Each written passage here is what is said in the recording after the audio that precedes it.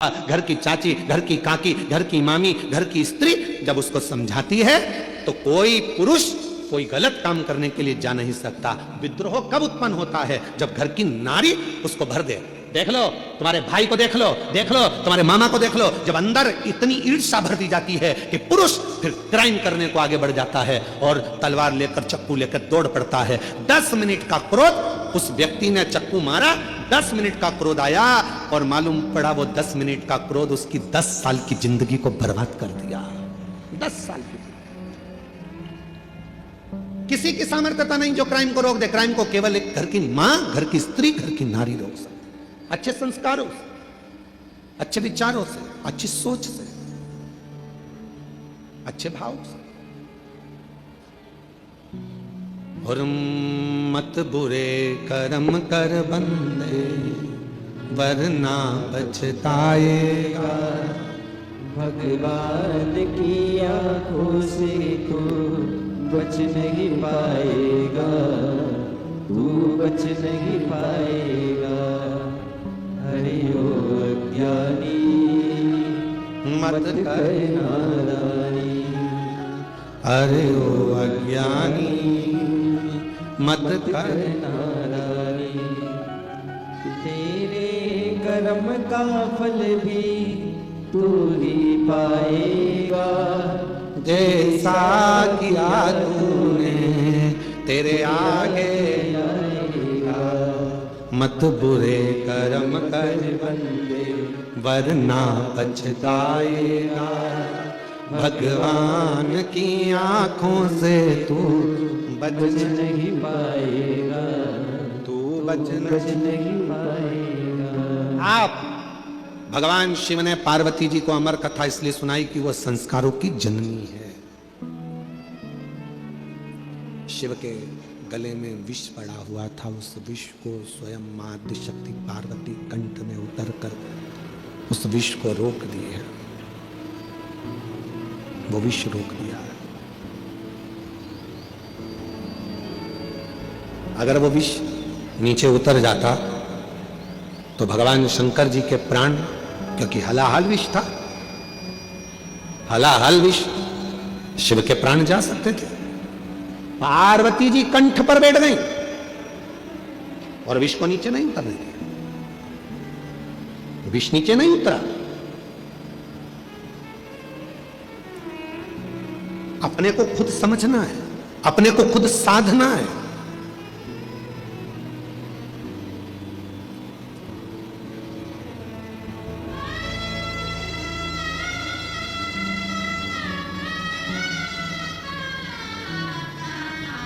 जब हम अपने आप को साधेंगे, अपने आप को समझेंगे तो दुनिया में समझने वाले सब हो जाएंगे।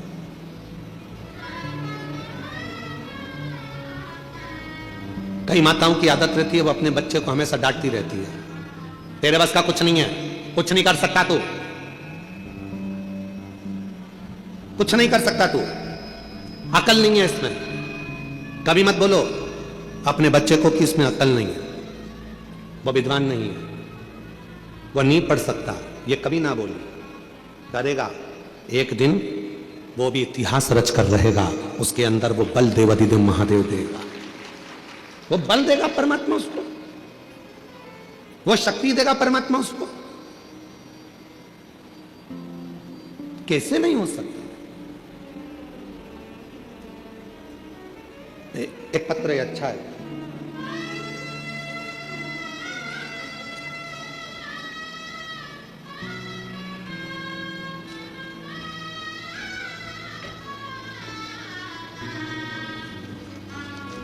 मीना चौहान, पति यशवंत चौहान, बेटे का नाम पंकज चौहान, स्थान कसारीडीह, कन्हैयापुरी, दुर्ग। कहीं बैठे हो तो हाथ आप ही हैं जी? हाथ हिला दो, आ जाइए, बेलपत्र लेकर जाइए, आइए। मैं पशुपतिनाथ व्रत का और 1 लोटे जल का क्या वर्णन करूं गुरुदेव। मेरे बेटे का नाम पंकज चौहान है। 2-3 साल से पुलिस की नौकरी की तैयारी कर रहा था, परंतु वह 2-3 नंबर से फेल हो जाता था। गुरुदेव, मैंने अपने बेटे से कहा, सियोर वाला महाराज कहता है एक बार पशुपतिनाथ का व्रत कर, मंदिर जाकर 1 लोटा जल चढ़ा और फिर पूरी मेहनत कर, सियोर वाला बाबा कहता है कि अपनी मेहनत को 4 गुना कर, परिश्रम इतना करना, रात दिन मेहनत करना, रिजल्ट भोले बाबा अच्छा देगा। मेरा बेटा मंदिर जाना प्रारंभ करा, पशुपति व्रत किया और 1 लोटा जल चढ़ाता। फिर वह बाबा की ऐसी कृपा हुई, उसने एग्जाम दिया और बाबा की कृपा से 16/12/2025 को बाबा की कृपा से जो उसने पूर्व में एग्जाम दिया था उसमें उसने क्लियर करा और 16/12/2025 को उसका ज्वाइनिंग लेटर आ गया और मेरे बेटे का पुलिस में नौकरी लग गया। मैं बाबा को प्रणाम करने के लिए या बाबा को नमन करने के लिए। अब क्यों कहो अपने बच्चों से कि तेरे बस का कुछ नहीं है?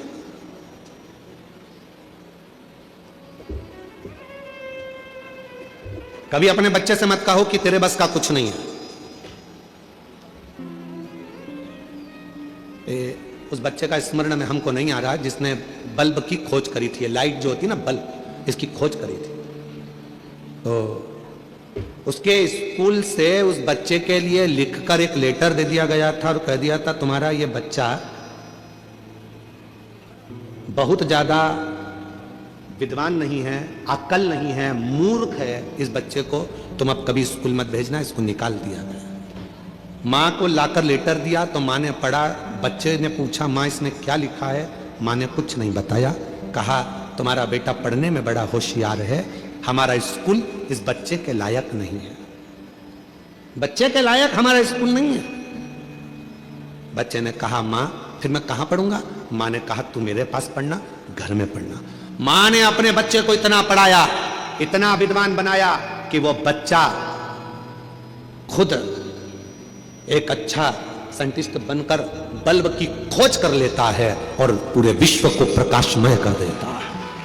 जब मां मर गई, माता के प्राण चले गए, उसने अलमारी खोली, माता की अलमारी में से डब्बा निकला, डब्बे में से वो लेटर निकला जो उसको स्कूल में दिया गया था। उस लेटर को जब उस बच्चे ने पढ़ा तो उसमें लिखा था कि आपका बच्चा विद्वान नहीं है, उसमें गुण नहीं है पढ़ने के, वो बहुत कमजोर है, हमारा स्कूल इसको नहीं पढ़ा सकता, इसको घर ले जाओ, हमारे स्कूल से इस बच्चे की हम टीसी निकाल रहे हैं, इस बच्चे को दे रहे हैं।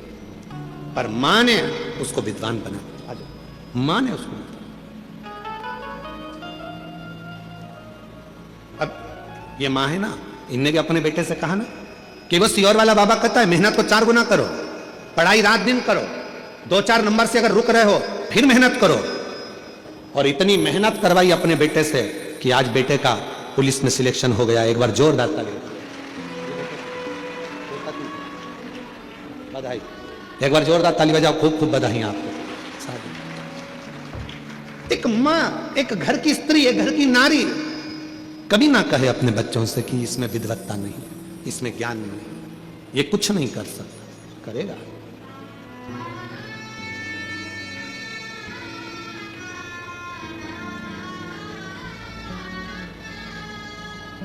कौन है जो नहीं पढ़ सकता, करेगा। अमीर बनना सरल है, अमर होना जम के बोलो कठिन है। पर जिसने 4 बातों को स्मरण कर लिया वो भी अमर हो गया। अमर होने के लिए कुछ नहीं कर सकते तो एक काम तो जरूर करना है। क्या करना है अपने को? एक पेड़ लगाना, वृक्षारोपण करना, भारत की भूमि को फिर ग्रीन करना, हरा भरा करना, फिर करना, अमर होना। पार्वती जी कंठ में पहुंच गई और मां आदिशक्ति पार्वती जी ने कंठ में जाकर विष को रोक दिया। विष को रोका, विष रुका है। अगर मां नहीं पहुंचती तो विष नीचे उतर जाता। मां ने उसको कंठ पर रोक दिया, कंठ पर।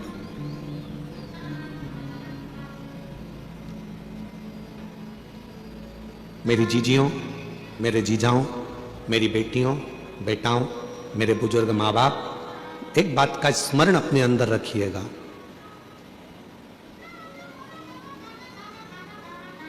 क्लेश को, अशांति को, अपशब्द को, बेकार विचारों को, बेकार सोच को आप घर के बाहर रखिए, घर के भीतर नहीं, घर के भीतर नहीं।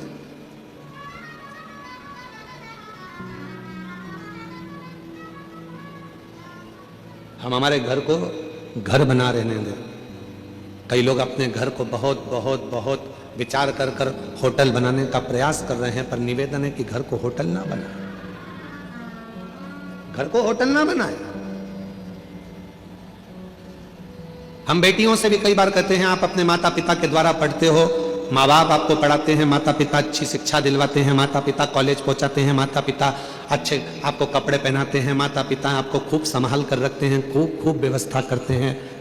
और जब आप बड़ी हो जाती हो, बड़े हो जाते हो, अच्छे कॉलेज में पढ़ जाते हो, आपकी जॉब लग जाती है, आप अच्छा कमाने लगते हो, फिर आप सोचने लगते हो कि अब मुझे मेरे माँ बाप की जरूरत नहीं है।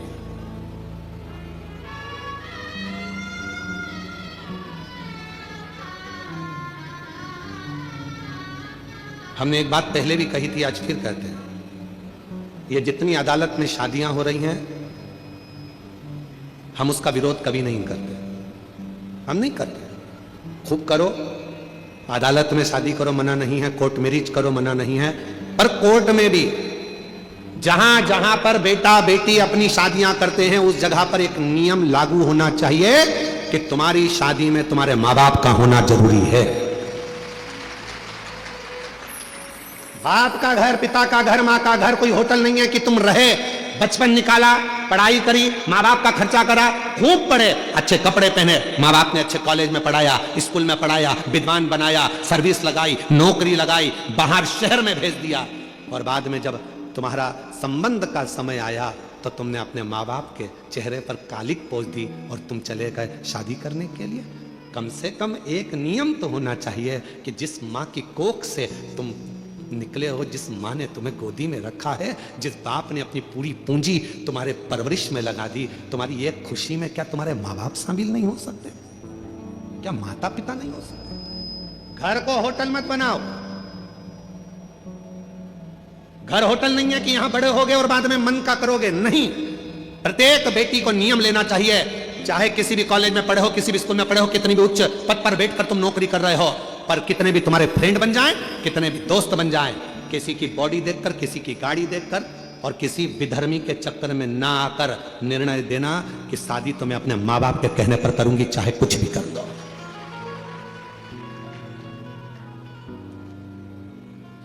अभी हम लोग बस्तर कथा करने के लिए गए तो एक गांव में हम लोग पहुंचे, जिस गांव में हमने जाकर थोड़ा सा मालूम करा तो बड़ा विचित्र खेल हमको मालूम पड़ा, विचित्र खेल, थोड़ा मन पछोड़ गया उस खेल को देखकर कि गांव की साधारण बेटियों को सामान बेचने के बहाने साइकिल पर, मोटरसाइकिल पर सामान रखते हैं, तिलक लगाते हैं, कंठी पहनते हैं, सामान बेचने के बहाने आते हैं और गांव की भोली भाली बेचारी बेटियों को अपने झांसे में लेकर उससे विवाह कर लेते हैं और बाद में लव जिहाद तो करा ही करा, पर साथ में लैंड जिहाद भी करा, उसको अपना बना लिया और उसकी जो प्रॉपर्टी थी, उसकी जो जमीन थी, उसको भी अपना बना लिया। ये भी चल रहा है, इसको बचना है, समझना है। वो लव जिहाद का शिकार तो हुई, सामने लैंड जिहाद का भी शिकार हो रही है। पूरी भूमि चली गई, पृथ्वी चली गई। वो किसान माँ बाप के पास में तो 2 एकड़ 1 एकड़ जमीन थी, जो गांव में छोटा सा एक रकबा था जिसमें वो धान बोता था, खाता था, वो भी ले गया। और अब बेचारा किसान खेत में जाके कोर्ट में केस लड़ रहा है। समझिए, सावधान इंडिया, सावधान मेरे छत्तीसगढ़ की जीजियों, सावधान। भले तुम में छत्तीसगढ़िया सबले बढ़िया, जय जोहार। तुम में वो बल है, एक अंदर से संकल्प लो कि हम, हमारे घर की बेटियां संकल्प ले कि कभी भी हम हमारे माँ बाप को धोखा नहीं देंगे, हम हमारे माँ बाप को कन्यादान का मौका देंगे। सावधान, बहुत चल रही है। पार्वती जी बैठी हैं कंठ में, विष को नीचे नहीं आने दे रही। विष को अगर एक महिला सोच ले, एक नारी सोच ले, एक स्त्री सोच ले, तो घर के अंदर बुराई नहीं आ सकती, घर के अंदर बुरे विचार नहीं आ सकते, घर के अंदर बुरा खाना नहीं आ सकता, घर के अंदर बुरा खाना नहीं।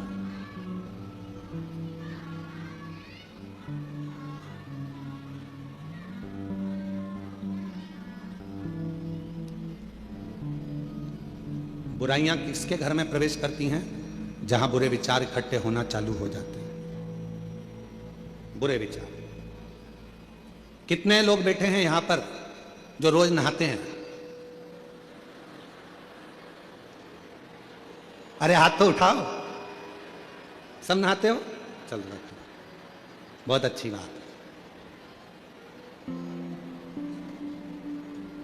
कितने लोग बैठे हैं यहां पर जो रोज साबुन लगा के नहाते हैं? सभी साबुन लगा के नहाते हो? नहा काय के लिए नहाते हो? कोई ने तुमको नहाने का बोला? जम के बोलो नहीं। नहा क्यों रहे हो? शरीर पे गुरुजी मेल जम जाएगा। एक दिन नहीं नहाएंगे फिर मेल जमेगा, 2 दिन नहीं नहाएंगे फिर मेल जमेगा, 3 दिन नहीं नहाएंगे फिर मेल जमेगा। इतना मेल जम जाएगा तो जरा सा पानी डले नहीं, यूं रगड़ो तो बत्ती बत्ती निकले, बत्ती बत्ती ऐसी। और इतना मेल जम जाए तो यहां रगड़ो नहीं तो ही बत्ती दिखे दादा, तो ही बत्ती। इसलिए नहाना बोलो बोलो जरूर।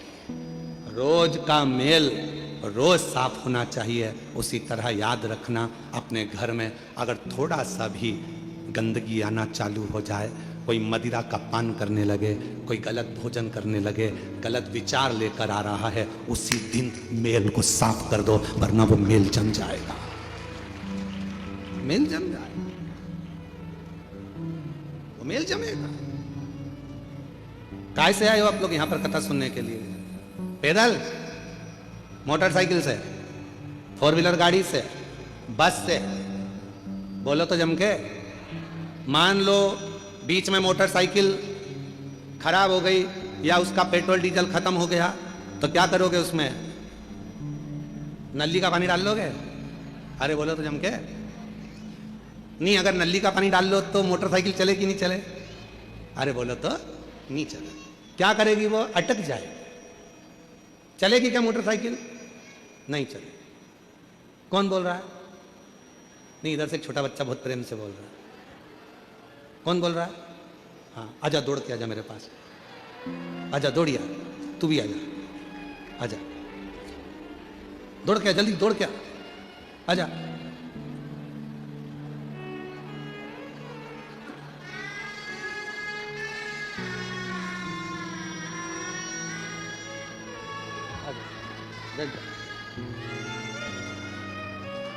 तू भी आ जा, इधर आ, इधर आ, बैठ जा। अब तू कहाँ बैठेगा? इधर साइड बैठा, इधर इधर।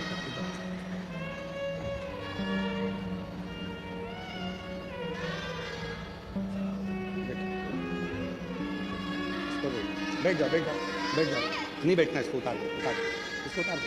नहीं गिर जाएगी, इसको उतार, इसको उतार, उठा, तू बैठ जा इधर। मोटरसाइकिल नाली के पानी से चलेगी? नहीं। जम के बोलो जरा। नहीं, नहीं चलेगी। गाड़ी नाली के पानी से चलेगी? नहीं, नहीं चलेगी। तो ये शरीर दारू से चलेगा? नहीं, नहीं चलेगा। चलेगा? नहीं, नहीं चलेगा। अच्छी गाड़ी चलाना है तो अच्छे पेट्रोल की जरूरत है, और शरीर को अच्छा रखना है तो अच्छे भोजन और पानी की जरूरत है। इसमें गटर का पानी मत डालो। नाली का पानी, ये दारू का जो नशा है, ये गंदा नाली का पानी है। क्या है वो? पानी। गंदा नाली का पानी है। जरा साथ में बोलो। दारू क्या है? गंदा नाली का पानी है। इसको किसी को भी पीना नहीं चाहिए, नहीं पीना चाहिए। इसलिए क्या करना चाहिए? शिव कथा सुनो, गाड़ी भी चलाओ, होशियारी से चलाओ, सीट बेल्ट बांध के रखो, और नशे में रहकर गाड़ी भी मत चलाना, और अहंकार के नशे में घर भी मत चलाना। बर्बाद हो जाओ, बर्बाद हो। बोलो हर हर। चलो लो, तुम दोनों ने अच्छी कथा बाची, जोरदार। चलो समझो।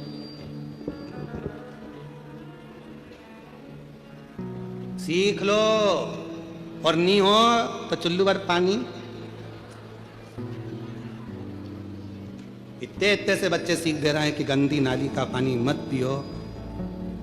जब नाली का पानी पीने के बाद तुम रोड पे सही नहीं चल सकते तो क्या घर कहाँ चलाओगे? समझ जाओ, थोड़ा सतर्क हो जाओ, सावधान सावधान। छत्तीसगढ़ पुलिस तो हमेशा एक अभियान चलाती है नशा मुक्ति के लिए, और आज से नहीं, हमको यहाँ आते आते कई साल हो गए। हम जब से यहाँ आ रहे हैं तब से हम देख रहे हैं कि छत्तीसगढ़ पुलिस एक नशा मुक्ति के लिए एक अभियान चलाती है। एक बार छत्तीसगढ़ पुलिस के लिए भी जोरदार ताली बजाकर साधुवाद। नशे से मुक्त हो।